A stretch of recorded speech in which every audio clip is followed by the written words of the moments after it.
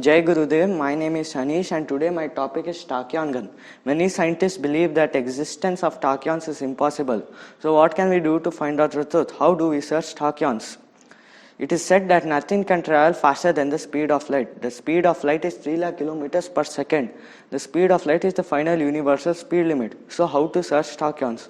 To do so, we have to revisit the Einstein's theory of special relativity. Tachyons are imaginary particles which travel faster than the speed of light and travel backwards in time. Gerald Feinberg is the scientist who proposed the idea of tachyons. Tachy, which means fast in Greek, and ons, which means quasi-charged particles like photons and neurons. Before going on to the main idea of tachyons, I would like to share you an interesting fact. Mano Javam Maruta Tulya Vegam is an Hanuman sloka in which it is said that Hanuman could travel faster than one's mind could think, which is actually faster than the speed of light. So is there a connection of tachyon with Hanuman? We don't know. Moving on, the mass of tachyons is imaginary, which means nothing, and nothing in Vedas is Shiva and the energy is Parvati. So is there a connection of Shiva and Parvati with tachyon? We don't know. Let me explain it to you. The mass of a particle at rest is different from while it is moving, but we may not observe this many times because many particles' speeds are lesser than the speed of light. But we cannot neglect the same when particles are traveling at a comparable speed of light.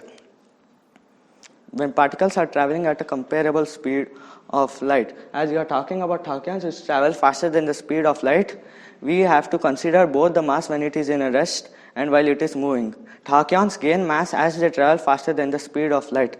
As their energy decreases, their speed increases. But the exactly opposite happens in ordinary particles. In ordinary particles, as the speed increases, even the energy increases, and no particles can travel faster than the speed of light. And in the same way, tachyons are forbidden from traveling slower than the speed of light. You would be surprised to know that tachyons could actually be used for time traveling. Here you can see is a light cone, and the cone facing upwards is the future and the cone facing down is the past, and the orange plane here is nothing but the present. And you can see a particle here which is called a tachyon particle which travels slower than the speed of light, and the particle here you can see is called a luxon which travels at the speed of light. And if a particle is able to cross the speed of luxon, then only they are able to time travel like a tachyon. So now we are going to see how to generate and measure tachyons. To generate tachyons, we have to use Long Hadron Collider, which is built by a group of scientists at CERN, which is basically known as European Center of Nuclear Research. It is situated underground between France and Switzerland, and it is the world's largest particle accelerator. It has reported that there might be particles formed which could actually travel faster than the speed of light.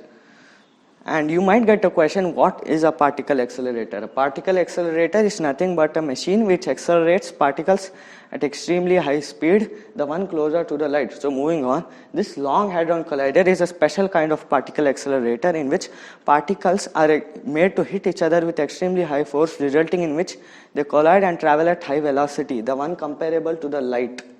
And in some results, tachyons are formed, and we cannot see these particles as they travel at such an high speed. You can see here, this is a light boom. We can only be able to see a light boom because these particles travel at a high speed.